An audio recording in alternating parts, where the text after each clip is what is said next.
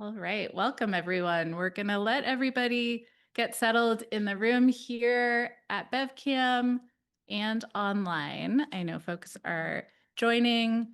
Thank you for coming online. We'll give people a couple of minutes and get everything set up.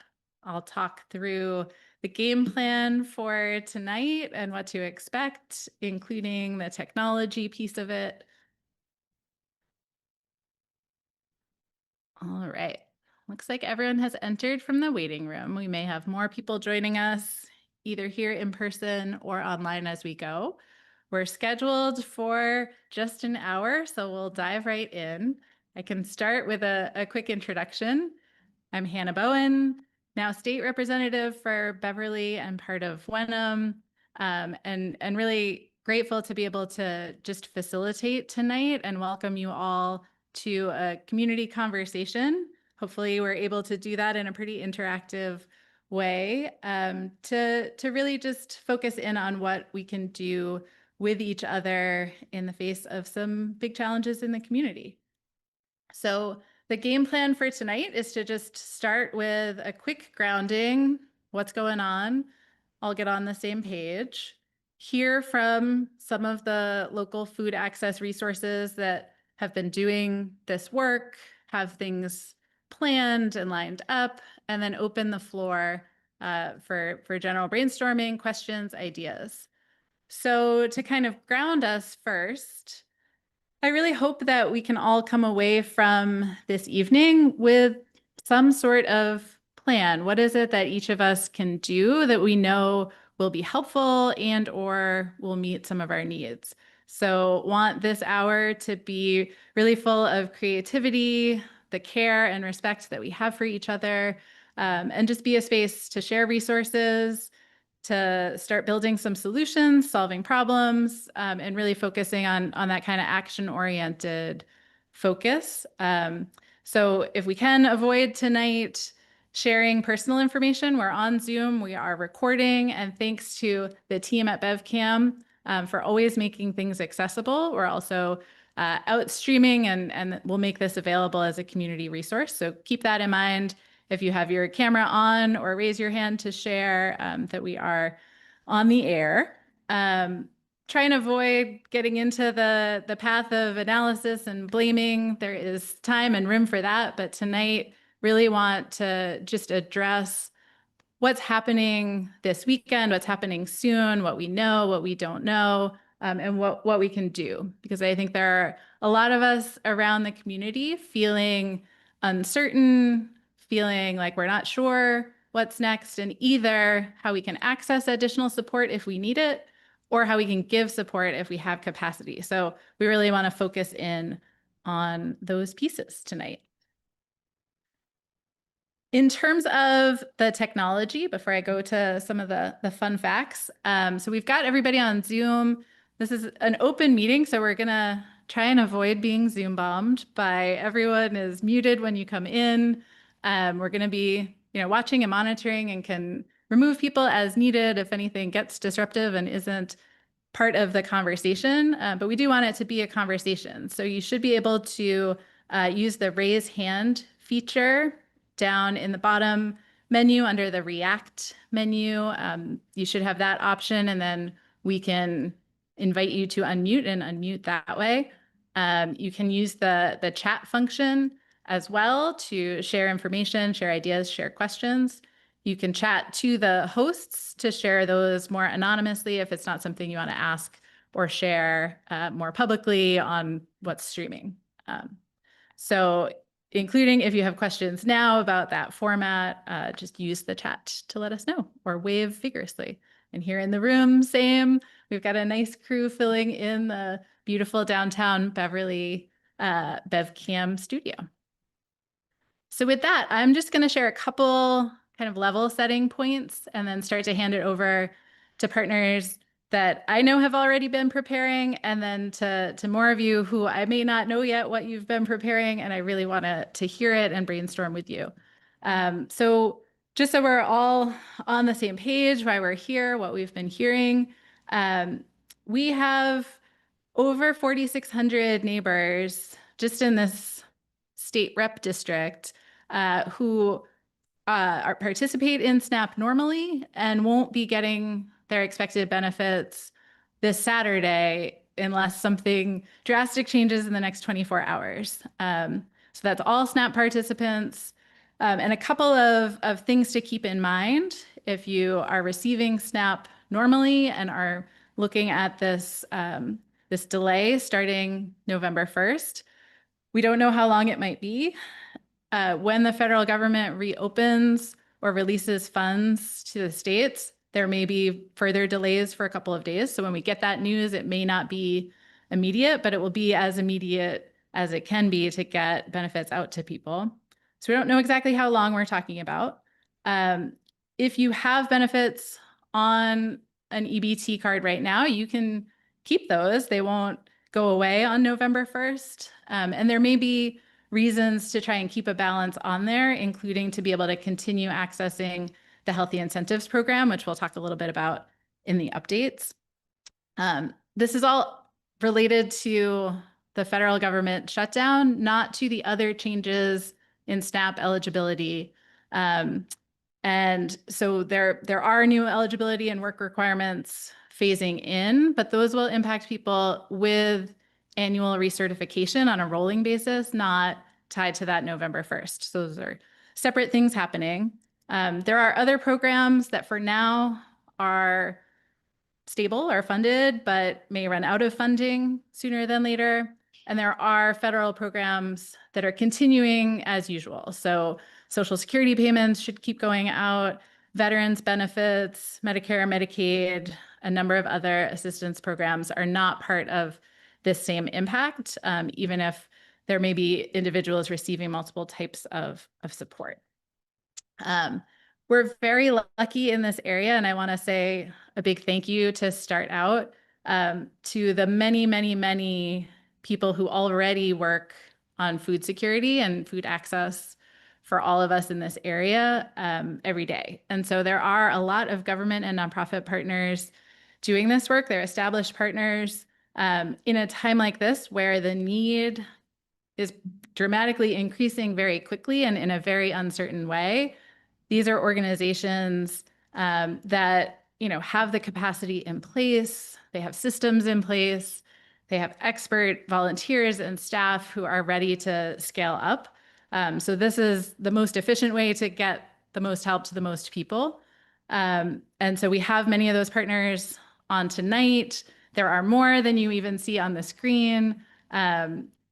Each of these organizations is doing critical work. And so a big thank you right up front. And we'll hear from some of you in just a couple of minutes. We also know that in a time like this, not every system works for every person. So there's also a lot of informal, more mutual aid style work already bubbling up. If you've been on any social media platform in the last week, you've seen folks starting to mobilize either to ask for new supports or to offer new supports. So that's everything from little free libraries starting to have canned goods, not just books, to neighborhood potlucks, gift card drives, grocery buddies. That's all bubbling up. And these sorts of things are trust-based. They're person to person. It's your friends, your family, check on your neighbors. It's that style of work. And I really just want to uplift that and encourage that and hopefully hear from folks tonight who are thinking along those lines to think about how we can make sure we're all there for each other. So those are the kind of grounding pieces that I wanted to share. And then we've already invited a few folks to share updates on what they have planned, but really hoping to save most of the time tonight for folks who are here on the room or here on Zoom to share other ideas and keep that conversation going. So I think we'll just check in and see if we have a city update ready. Maybe not. Okay. So I think we'll start with bootstraps. If you are ready, Allison, I can pull up slides and we can invite you to unmute. There we go. Great, thank you. Over to Allison with Bootstraps. Thanks for organizing this, Hannah, and good to see so many familiar faces with partners doing this work as well. Can I advance these, or will you click through them? Okay. All right. So going to the next one, just so folks know where we are and what we look like. If you're not familiar, we're at 35 Park Street, and this is our building where you access food assistance and client services. There's limited parking, but it turns over pretty quickly, so folks can usually find a spot nearby. So I wanted to take everyone through just to make sure that everyone knows the variety of ways to access our services. We know everyone has different needs, different schedules, different comfort levels with services. And so wanted to make sure folks know that we provide a variety of food assistance, which is really the core of our mission and how we started over 30 years ago. So first up is our, on the next slide is our food pantry. So at the end of this, if you could just click the next one. At the end of this slide, we have hours, and those are available on our website. But we are open Monday through Thursday. Folks are able to come in every 7 days to shop in our free grocery store. We have a variety of fresh produce, canned goods, shelf-stable foods, and toiletries as well. Next up, we have our automated refrigerated food lockers. So if your schedule doesn't line up with our food pantry hours, or if you're not comfortable coming into the pantry for whatever reason, you can submit an order online. We will fill that in grocery bags. You will get a text message and a code, and you can come pick up your groceries within the pickup window. We have we have a set of these lockers at our location at 35 Park Street and also at the church on Dane Street. Next up, we have our weekend food program. So this serves students in Beverly Elementary and middle schools. We work with teachers and guidance counselors who identify the students that they think could benefit from this. We put together bags full of healthy snacks with the idea to supplement calories over the weekend. Those bags are discreetly put in a backpack or a locker so that kids get to just take them home and aren't ostracized or sort of othered from classmates, but they have some goodies to get them through the weekend. Next up is our delivery to seniors. So we work with the Council on Aging to do home delivery for folks who can't come into the pantry or access our food lockers or our other various methods. So I wanted to make sure folks were aware of that partnership and delivery method. And we also participate in Beverly's Community Meals Program. So we actually partner with Root to provide meals. I believe it's once or twice a month, depending on the month. So we're part of that schedule as well. And then wanted to talk a little bit of going beyond food, because I know a lot of people will be making difficult decisions between rent and utility bills and food. So we also have client support services. We have an intake process where folks come in and tell us what's going on, and we figure out the best way that we're able to help them and or to connect them with other resources. So if you go to the next slide, as I said, these can include financial assistance with food, housing, heat, utilities, clothing, and household items. We give vouchers for folks to go up to our thrift store to purchase food, to purchase household items or clothes if they need it. And again, can also help with direct cash payments for expenses such as food, housing, and heat. And we, this feels a little silly to share, but we can get folks connected with benefits when they are active. So, we want to make sure that people are aware that we can help with that enrollment. And then just to share that the service area that we serve is Beverly, Hamilton, Wenham, Manchester, and Essex. So folks do have to be a resident of one of those 5 towns. It's a very straightforward sign-up process, which you can do online, over the phone, or by walking in. This is a flyer that we put together that we've been distributing to clients. So our food pantry hours, Monday through Thursdays. Also wanted to share the free community meal sites that I mentioned that we participate in along with lots of other folks. And we also have a Thanksgiving program because, this is any time for SNAP to end is pretty rotten, but November, especially with the holidays coming up. So just wanted to make sure that folks were aware of that resource. Thanks, Anna. Great, thank you. And I think a couple of things to really draw out there. A big thank you to Allison. You're new in this role, but not new to this work or to the North Shore. So we're really grateful that you're diving right in. And yes, I think it's important to note it's in the chat too from Jennifer over at New Entry Sustainable Farm that if people are newly eligible for SNAP during this time when SNAP benefits are not going out, you can still enroll. And so Bootstrap's team can help, others in the community can help with that enrollment process. And then as soon as the money starts flowing again, you'll be in the system. So that's a great point to raise for people. Yes, Allison. I think you're already unmuted. Maybe not. Sorry about that. Just to add for context, Hannah mentioned the increase that we're seeing. So last week we were up 20% in food pantry visits, and we've maintained that this week. So we haven't seen an increase from last week to this week, but I think, once word started going out last week, people started coming in. So we went from about 500 pantry visits a week, and now we're over 600. Yeah. And I think that's one thing I've been very encouraged to see coordination across organizations around the North Shore to start to track and understand. I'm going to just pull the slides down for a second and see everyone to try and track and understand what's happening. And I think we don't know who's going to want and need which types of support, but people are already starting to plan. They're starting to figure out how to stretch dollars they already have, how to find additional supports. So over the next couple of weeks, I think it's going to be important for everyone to stay in touch. And I know all the partners on this call and others who weren't able to be here tonight are staying in touch and sharing that information.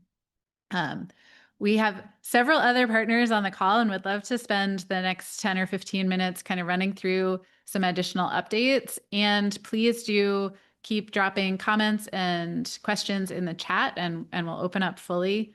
I'll head next, I think, to the Salem Pantry team. And just before I do, I want to just acknowledge that in the room here and online, we have a number of elected officials and folks from across the city and the area. So Senator Lovely is online. Her office has been coordinating with constituents and helping coordinate both what we're trying to do in state government to fill whatever gaps we can and be responsive, and connect up all of these local resources across the North Shore and beyond.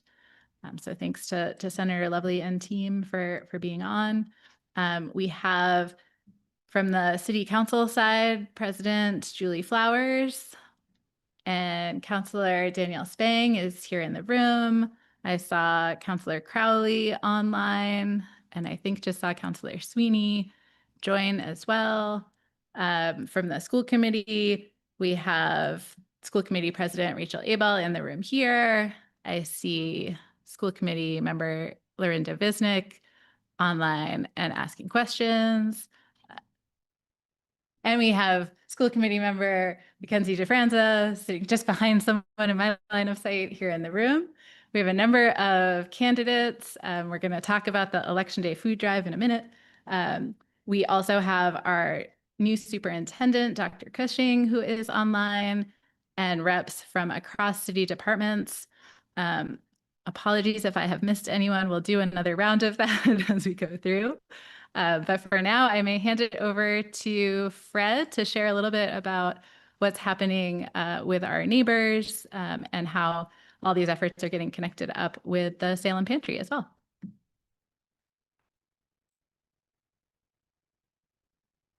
Thank you very much. I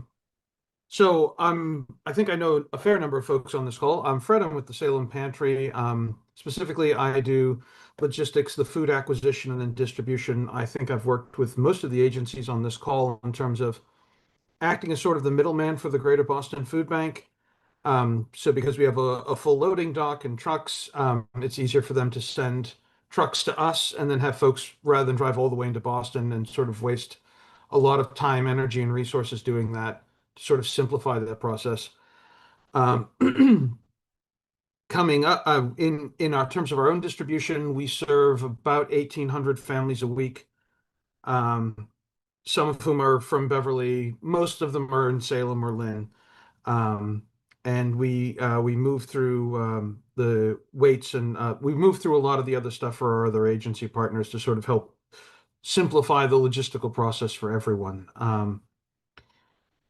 The big steps for us that we're kind of looking at is how do we increase that sort of how do we increase what we can get in through GBFB and get out to our fellow partner agencies? I think is our kind of our big next step in terms of facilitating that. Yeah.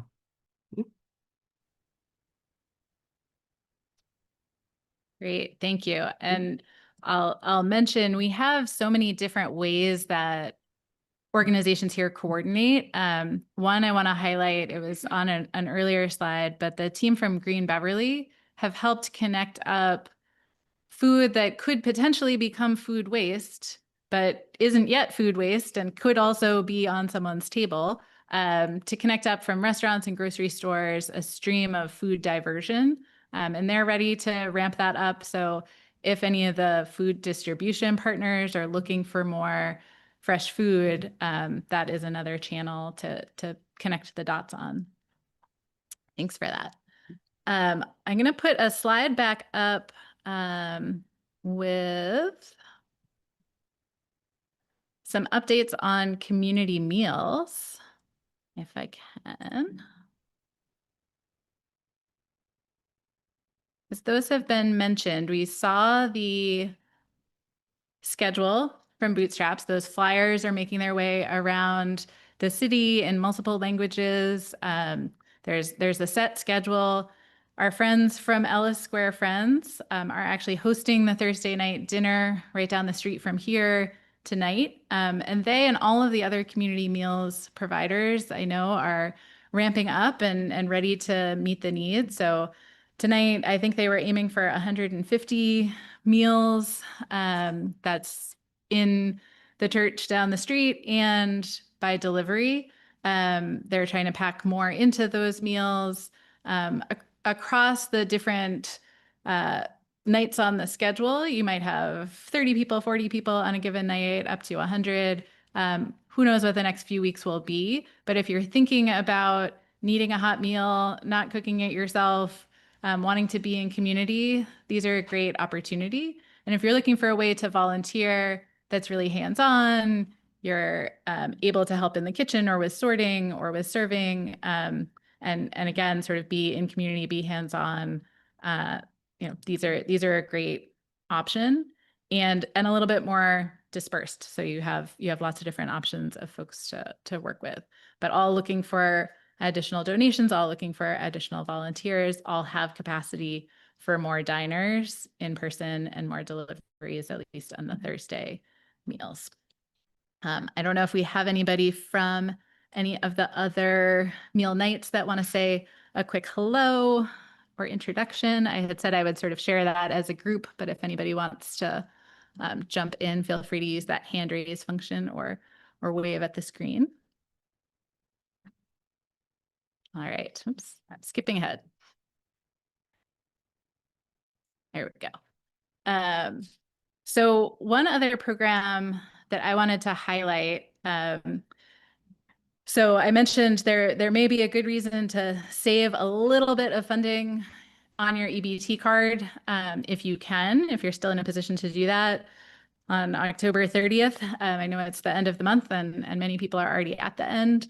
But if you have at least a penny in value on there, then in November, your Healthy Incentives Program supplemental funds from state funding will still be available.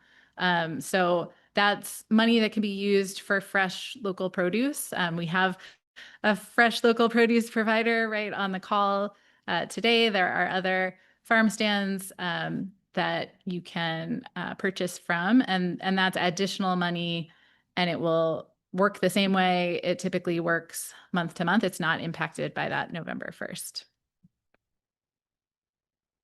All right, I think those are our first set of updates.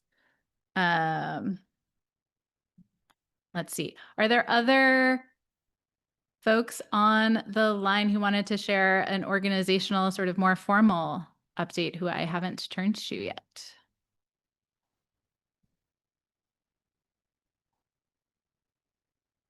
All right, then I may put our city, the mayor's office constituent service director on the spot to start sharing some updates from the city side. There are so many different departments that are working together to really coordinate, from senior services to veteran services to working with families, lots of different angles and contact points.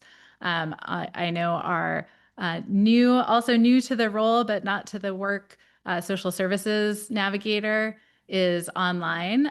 While in her office hours, we'll show those at the end and the resource list. So we have a bunch of city resources here and available. But I will invite Amelia up if you want to give a quick summary of what's going on.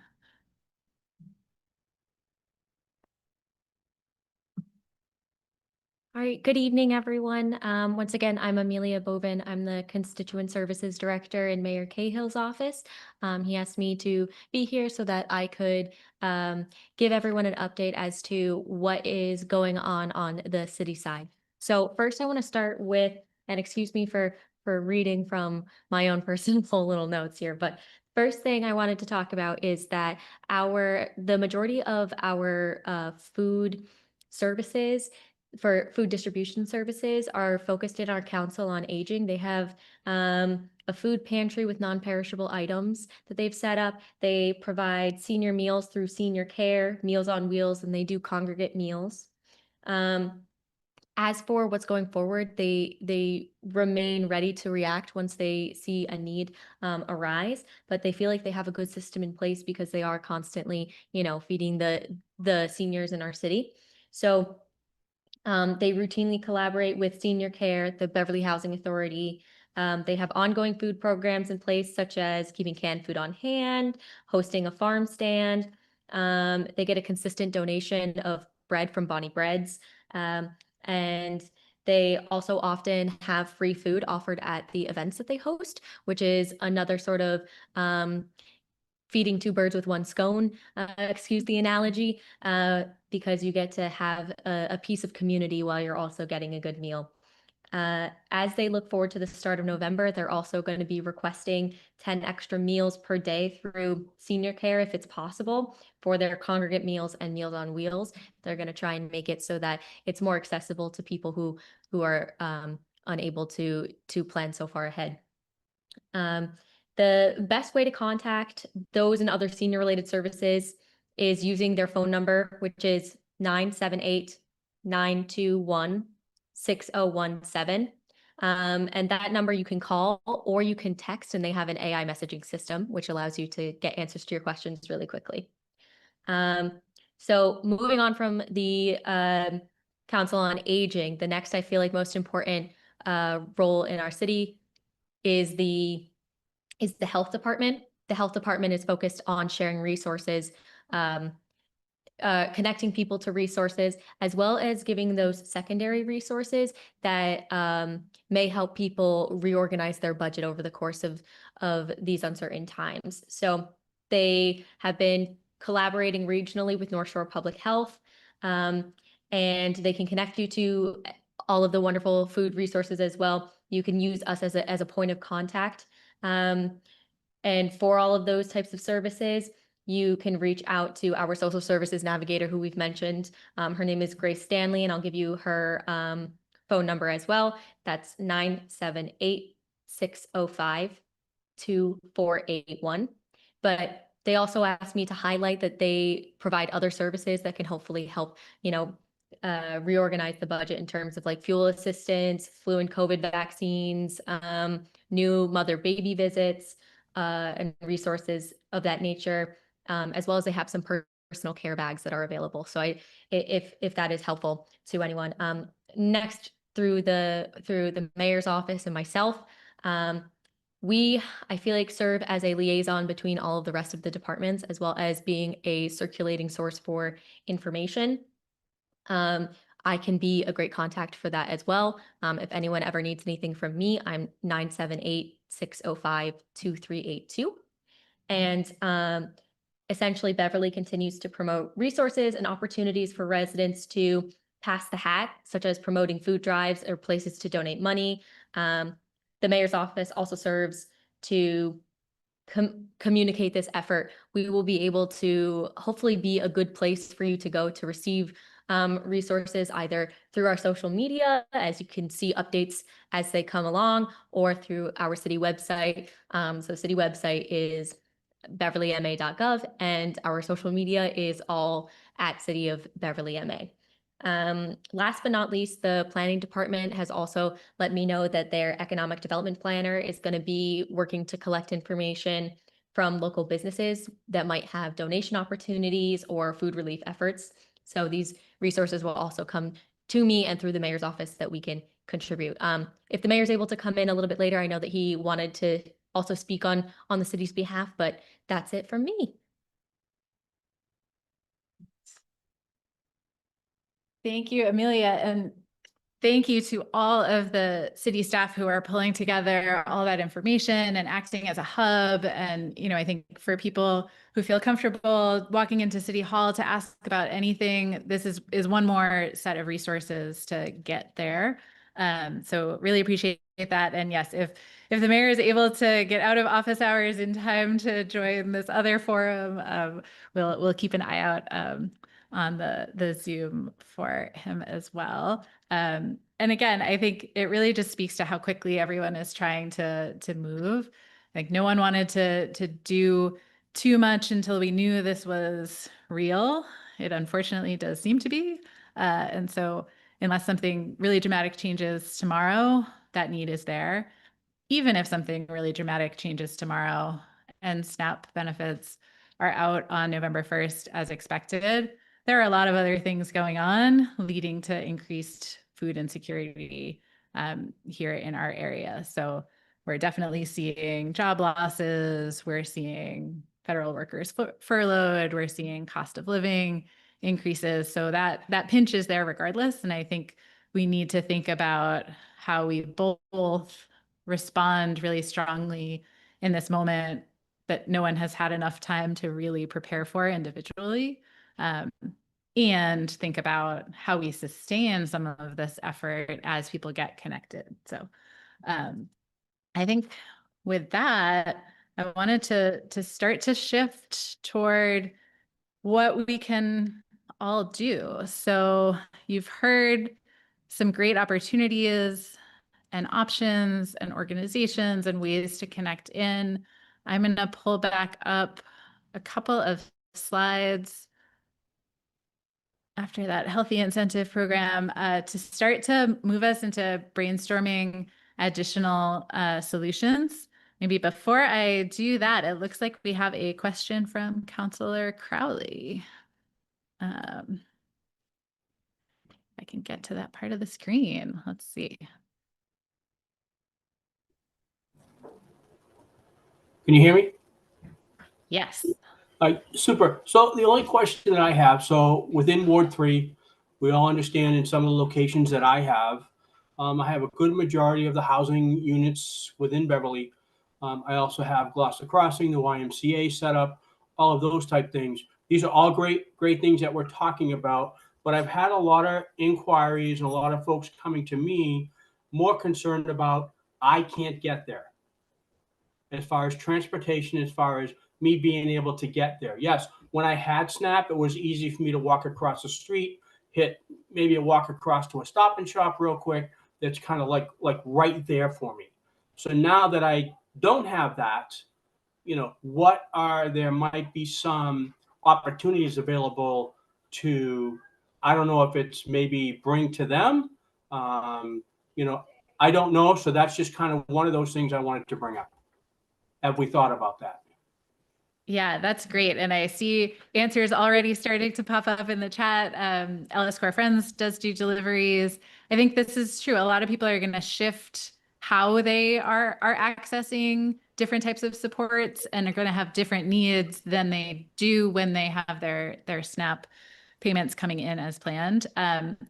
I know I heard the other night a question about transportation, not only to the food distribution points, but also to the community meals. The CATA bus, for example, stops running at a certain time, and the community meals are in the evening. The Salem Skipper is still available for downtown for very reduced rate. So that's an on-demand shuttle if you aren't able to drive and need a ride.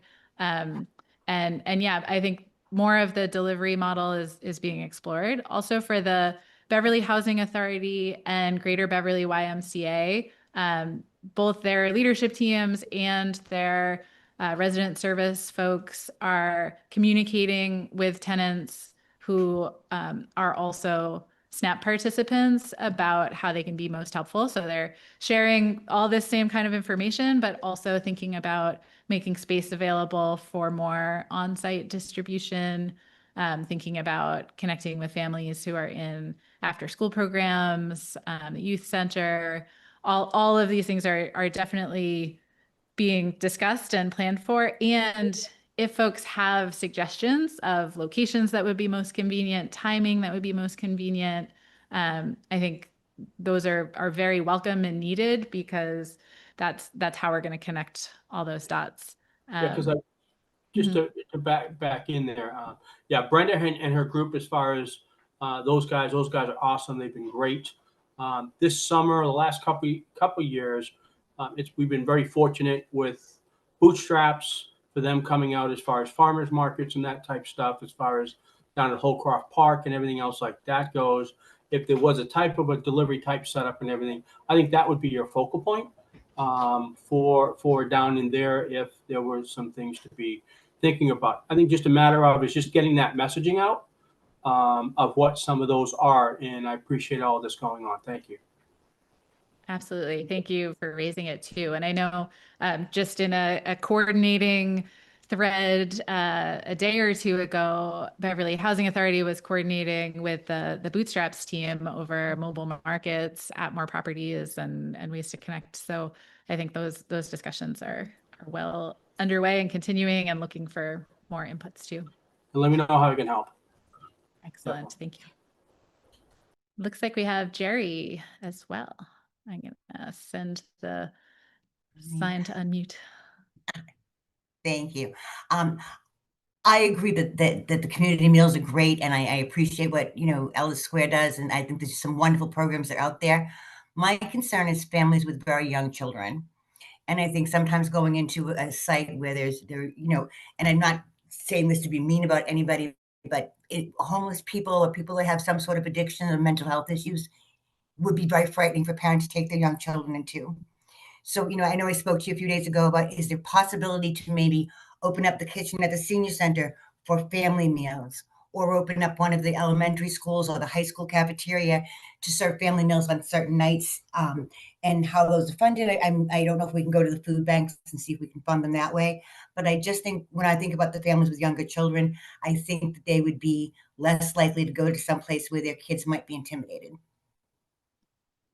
Great question. And I think, yeah, I mean, there's all different environments, right? And some people are comfortable for some reasons or others, without any judgment about why people are accessing the whole host of services that we offer each other, and how and where. I think we need a wide range. So I know the school department is also looking at what the need is. The after school programs are looking at where families already are, rather than families needing to find an additional place to go. And I know among the community meals partners, we were having a conversation the other day, and they said typically they don't see as many families at those meals. They tend to have more individual people who are looking for community, older people who are not cooking as much for themselves, people whose housing situation doesn't lend itself to hot meals every single night. And that in times when we've had bigger economic, like broader economic downturns, are when they've seen more families. So they're ready either way to have kid-friendly meals and spaces. And to your point, the wider variety of responses we can have, the better, because we want people to feel comfortable accessing what they need, and we want people to feel comfortable offering what they can. And that's going to look a little different for everybody. I don't know if anybody else has a comment on either of those questions raised. All right. So let me share a couple of other ideas and then see what else bubbles up. Oh, let me just check if we've got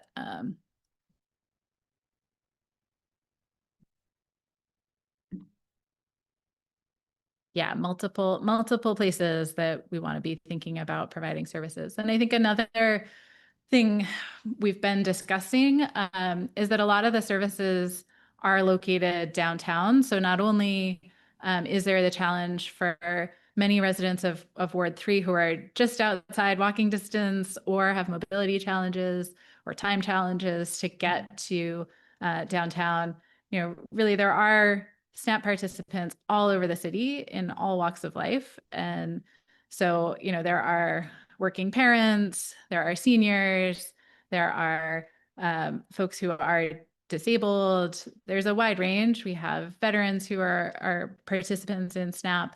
And so the circumstances for everyone are different, and how people have been using their SNAP benefits may look different from how they're looking to supplement now. Looks like Fred, you've got something to add as well. Yeah, no, I was just going to say, and it's the reason I brought that up with Councilor Crowley, was that we actually already do run a farmers market truck out to the Fairweather Apartments from the Salem Pantry, and it may be possible to discuss doing an additional one if there's a concentrated area and we know if we know that there's already a need for it, we may be able to discuss sending another truck that way. That was all.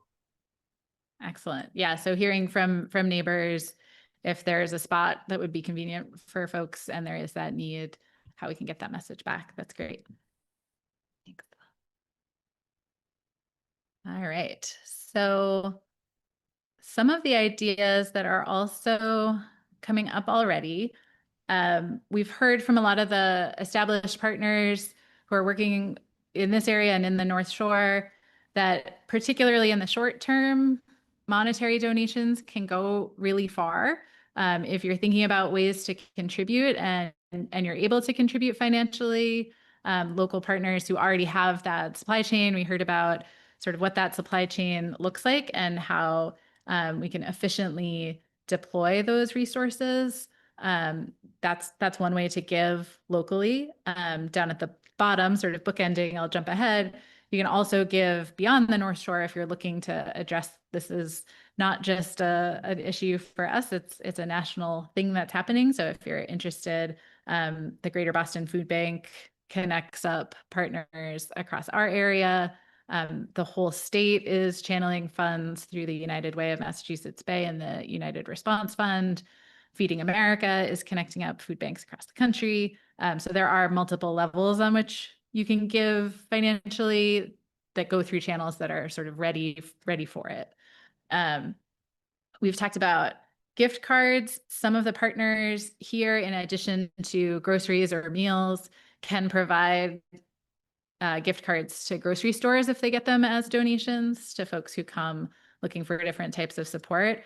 Our grocery stores and convenience stores are also going to be taking a hit because typically they have people coming in and spending their SNAP dollars right in our local stores. So that's another option if that's something that speaks to you, to be able to go to our local grocery stores, convenience stores, folks who typically accept SNAP as a form of payment, and distribute those gift cards through the formal channels, the organizations that are used to doing that, or through your informal networks if that feels more comfortable, some of those mutual aid models. Lots of volunteers needed. And if you're looking for something that's hands-on, being able to sort the donations that are coming in, help do pickups, help do drop-offs. We talked about the need for delivery. There are delivery routes established and new ones coming up, preparing and serving community meals. All of these are options. direct donations. There are already a bunch of food drives getting scheduled, happening. It was mentioned earlier that it's not just food that people will be wanting and needing in November as a result of these payments being delayed. Often people will be trying to substitute other cash for food that otherwise would be going towards personal hygiene products, towards other basic essentials that can be very expensive and that can't necessarily be easily replaced. So those donations will be valuable. And all the trusted partners who have been doing this work have lists of what's most popular if you're looking for guidance there. And just a plug that there is always every year an election day food drive in partnership with Bootstraps. So all of the polling locations in Beverly typically have a bin for some of those common donation items. And this year that feels more important than ever. It's November 4th. This coming Tuesday is election day, and there will be those bins at every polling location. So that's an immediate one coming up. And there are many others. And if you want to organize one, there's guidance on the Bootstraps page and some of the other partners of what would be most helpful. I know Ellis Square Friends also has a wish list. So there are ways to help get actual products to the distribution partners. And I mentioned the food diversion program. So if there are folks in small businesses that want to contribute in some way and are sort of in that food pipeline, that's a connection that we can help make as well.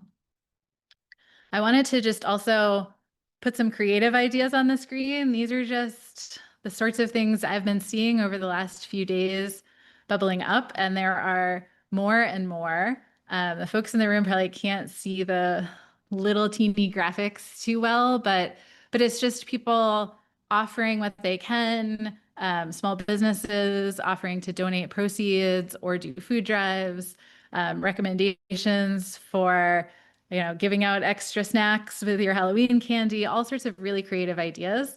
And I think that creativity is something we should really lean into, because really, when I think about how we navigate this whole situation, I think everyone's looking for what they can do. So that could be what you can offer. It could be what you need to ask for that you haven't had to ask for in that way before. It could be both. So keeping some creativity in mind and having that sense of solidarity that we're all trying to do the best we can in some hard times, I think is helpful. So I wanted to share those on the screen and then see what ideas pop up for people. We've got about 10 minutes before the hour and wanted to keep it within an hour for this start to the conversation. It's clearly just the beginning of the planning and the coordination. But I'll look to those in the room if there's anybody who'd like to either shout something for me to repeat into the microphone or come up to the hot seat. Not to say Dr. Fishing had to drop off, but he wants any partner that wants to be part of his Friday message out to the students, caregivers, families, to give him permission to provide some of those phone numbers we heard tonight or some of those resources to make sure that our young students have access. Excellent. So I'll repeat it just in case. Our school committee president, Rachel Abel, was sharing on behalf of the school department. Dr. Cushing had to hop off for a previous commitment he had starting halfway through this hour, but is happy to put information in his Friday update from any organization that wants to share. So any of that contact information, resources that can get directly to our families. And I think those kind of communication channels are great because people may or may not want to self-identify in a more formal way that they're looking for resources. But if we can get that information out proactively, that's part of the goal tonight, but also great that our school department that has those channels set up will do that for students, and that the mayor's office is already doing that sort of citywide. So. And I see Lorinda Visnick raising a hand. So here is your invitation to unmute. Fantastic. Thank you, Hannah. And thanks for organizing this. You and I have talked a lot already about this. I posed this question in the chat earlier. You mentioned stretching, the organization stretching their dollars. And one way to do that is if the Feed the Hungry nightly meals programs could be spending their money at the Boston Food Bank instead of spending their money elsewhere, right? Their money will go much further, but at the Boston Food Bank, but they're not able to do that shopping there. So I believe that Beverly Bootstraps is able to shop there. So I'm wondering whether that can be one of the things we try to push forward as a coordinating thing to help everybody so that their dollars go much further. Great. And Allison, we can send you an unmute if you want to jump in. Yeah, Fred is much more experienced than I am and might be able to weigh on how that might work logistically or operationally. But the reality for us is that we are maxing out truck space right now coming from the Greater Boston Food Bank. And so, you know, that would be a trade-off of food on our shelves versus food for the community meals. You know, there could be an argument either way there, but I know that, you know, in talking with our food assistance team, we are like taking the pallets out before we load the food into the truck, because the food that we're trying to get out from Boston, you know, given the size of our truck, just doesn't fit. So, Brett, I know you guys are in hub mode, so I don't know if there's anything else along those lines. Yeah, so to sort of speak to that, as someone who does a lot of coordination with the Greater Boston Food Bank, there may be a slight misapprehension about how that works a little bit in terms of ordering, in the sense that like it's an allocation by weight, not necessarily money. And you're only allocated so much space on a given truck. So this is why and I was talking with Joe over at Beverly Bootstraps actually earlier this week.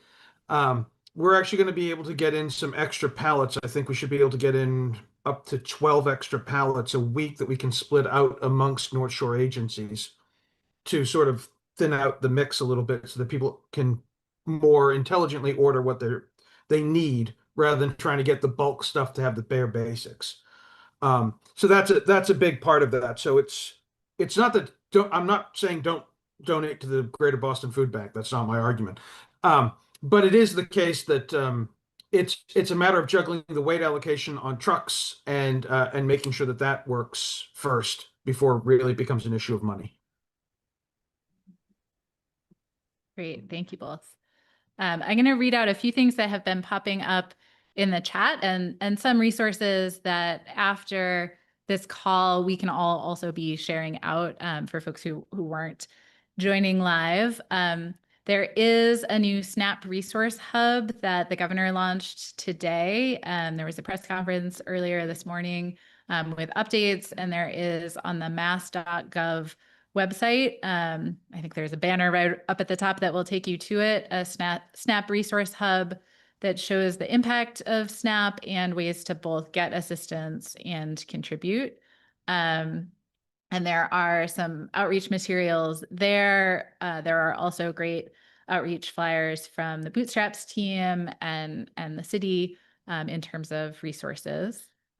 We'll also share again, and I'll actually pull it up in just a moment, the contact information for city departments who can be kind of hubs for this information. For food producers, thanks to our new entry Sustainable Farm team, for food producers, food access groups, and other food system businesses, you can use the Mass Grown Exchange as a way to connect local food resources like food for donation, infrastructure like refrigeration, delivery trucks, truck space being a problem, or storage. So that is another kind of hub point that is happening at the state level for coordination. We've also got the idea of pet food pantry, pet food drive. It's true, even though SNAP benefits are buying food for people, those dollars are part of what help people stretch every other part of their budget, and we know how important companion animals can be, particularly when you're in a tough spot and going through a hard time. So I think that idea of, particularly on that kind of mutual aid side, finding ways to connect with pet owners who may need support, and pet owners who have pet food to share. We've also, I think that's all the questions, actually. We've got some questions in the room and some expertise in the room. So if you want to either shout or come right up. Yeah. There's cameras and things in the way. Perfect.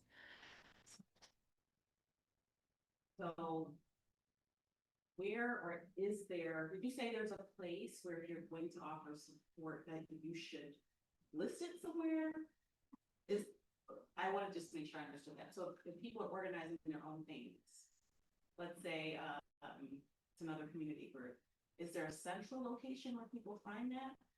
So it depends. So I think one of the things that I was repeating was the offer from the school department for organized efforts to share their information, to go out in communications to the schools.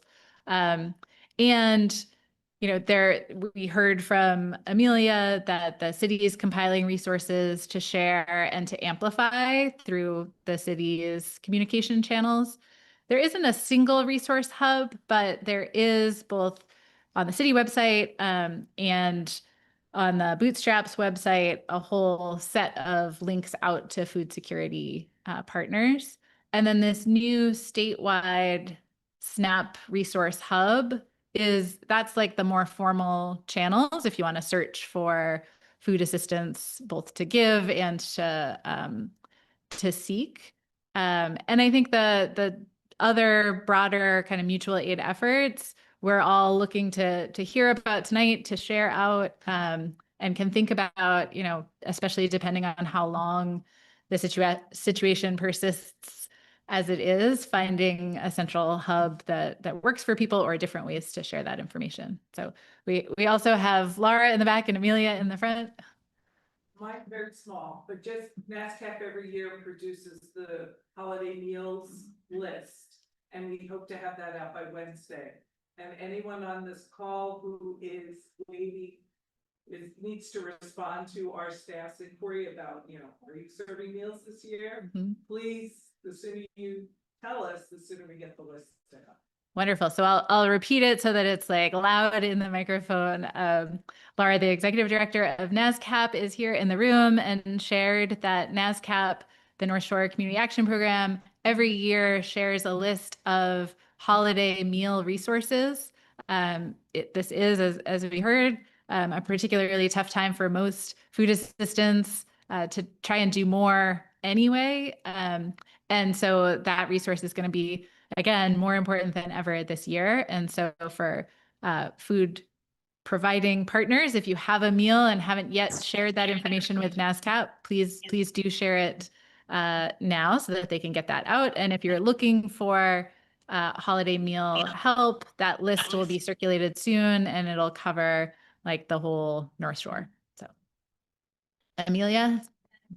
To clarify that between the Health Department, Social Services, Navigator, Grace, and myself, we are working to create a sort of dynamic resource guide that will be accessible, likely on the front page of our website. And we will also probably promote that on social media as well. Excellent. So that was our mayor's constituent service director and our city's social service navigator. Amelia and Grace are putting together dynamic lists of resources that you can find on the city website and through social media any day now. They're rapidly evolving. All right, we are at our hour. I wanted to close, unless there are any burning comments, with just a quick reflection. So I'm going to pull back up the slide and would invite everyone to just take a moment. We've heard a lot of great ideas, some still open questions, a lot of coordination to be done. I'm really grateful for everything that's been shared and everything that's happening. And I'd like to just invite everyone to think for a minute about what you can leave this session committing to do. Maybe it's asking for help from one of these resources that you haven't worked with before, if it will make the next month go more smoothly for you and your family and your pets and our community. Maybe it's committing to providing some help to an organization, to a family member, a friend, a neighbor, in a way that you haven't before, or in an expanded way. Maybe it's both. But just to think about what that might look like for you, and what you might need to make that happen. I'll share, just to leave up on the screen as we start to close, some of those connections.